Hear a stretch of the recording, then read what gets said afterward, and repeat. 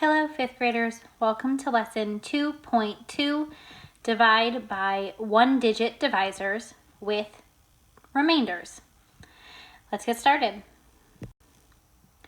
Today's lesson objective is I can divide three-digit dividends by one-digit divisors and get quotients with remainders by using the standard algorithm with 100% accuracy in multiple attempts. Please pause to type the objective in your digital math notebook.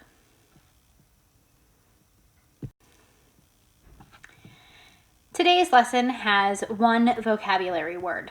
The vocabulary word is the word remainder. A remainder is an amount left over after we divide if the number does not split evenly.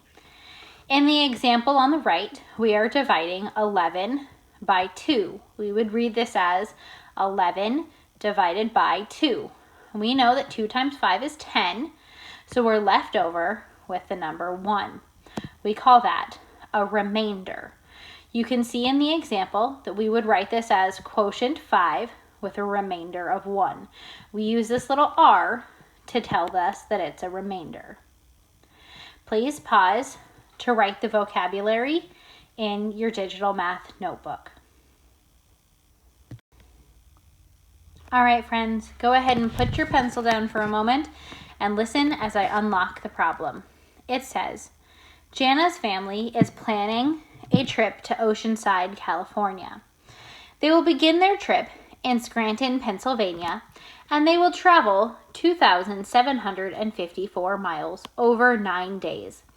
If the family travels an equal number of miles every day, how far will they travel each day? So we are going to divide 2,754 by 9. The first thing that we're going to do is to estimate. We have rounded 2,754 to 2,700. So we've rounded off the last two digits to zeros. 2,700 is a nice easy number to divide by 9 because we know 9 goes into 27 3 times. And then we have 2 zeros left over. This tells us that the first digit of our answer is going to be in the hundreds place.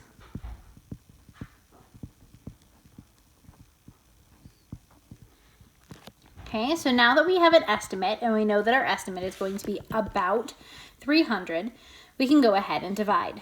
Over here on the right, we're going to set up this division problem. I am dividing 9 into 2,754. So I asked myself, how many groups of 9 can I take out of 2?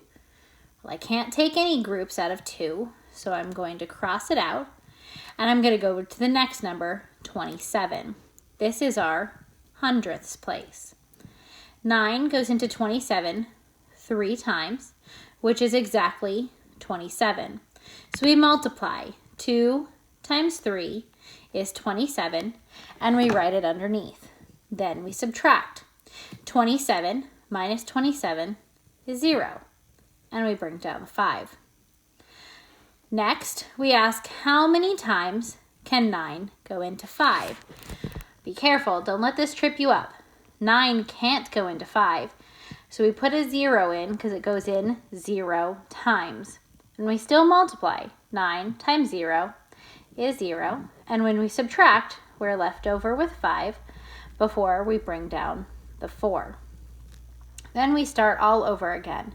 How many times does 9 go into 54? 9 goes into 54 6 times. 9 times 6 is 54. So in this case, we have no remainders. So we divide the ones, we divide the hundreds, and here's our answer. Since 300, which was our estimate, is close to 306, which was our exact answer, we know that that answer is reasonable.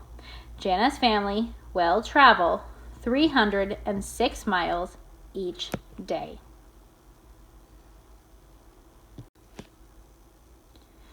On this next page, we're looking at something similar to what we did yesterday.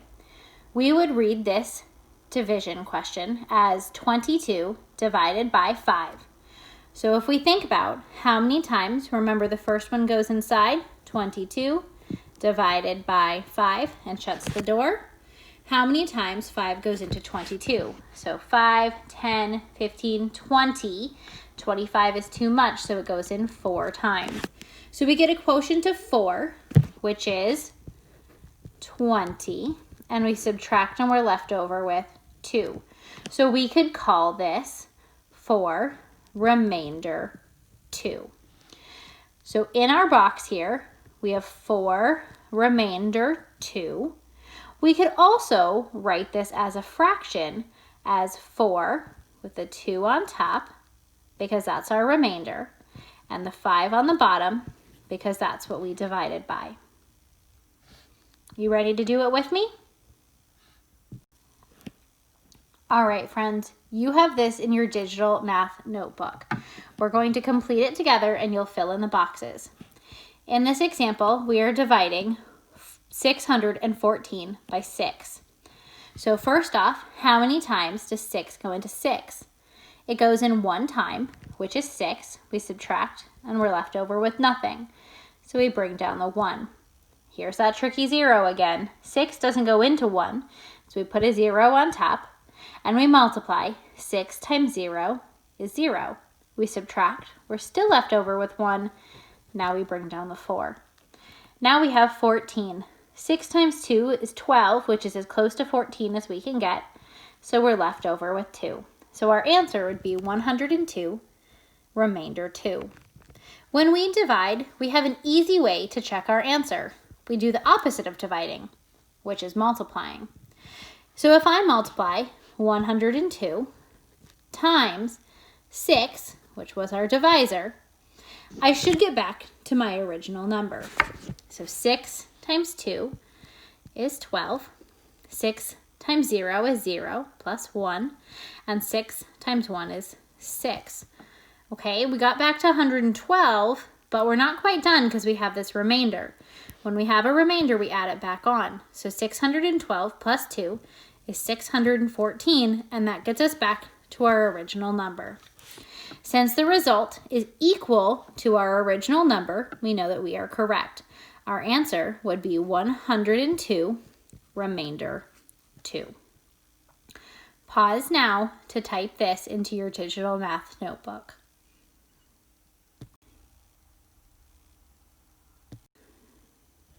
We're almost finished, 5th graders. On this next page, we're going to do an example like I did. We're going to divide and write the remainders.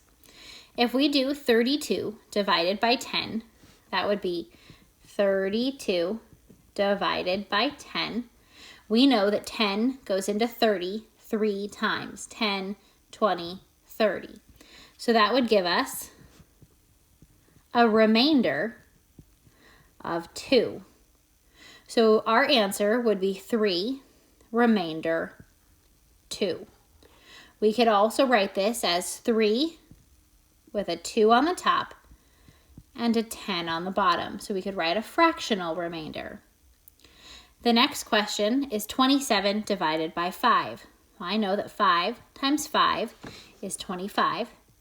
So if I did 5 divided into 27, then I would have 2 left over. So our answer would be 5, remainder 2.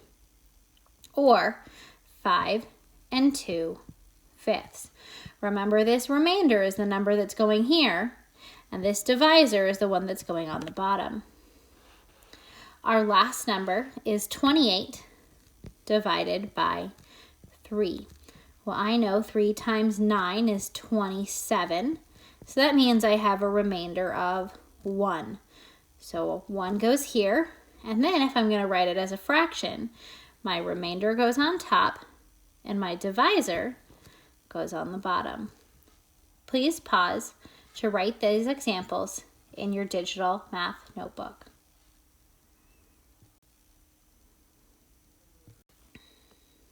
All right, 5th graders, time for our lesson activity.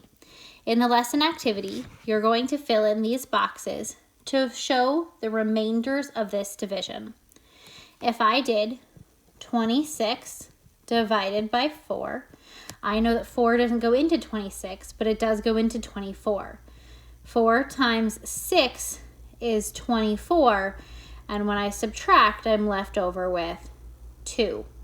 So our remainder would be 2, and I'll give you a hint. Our divisor was 4. So what number goes on top? In the second example, we're dividing 84 by 9. Well, 9 times 9 is 81. So what would our remainder be? Our denominator in this fraction would be 9. But remember, these two numbers should be the same.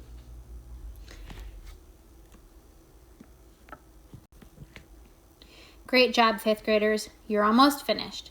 When you're done with your flipped lesson, complete the exit slip to show your teacher your understanding. Great job!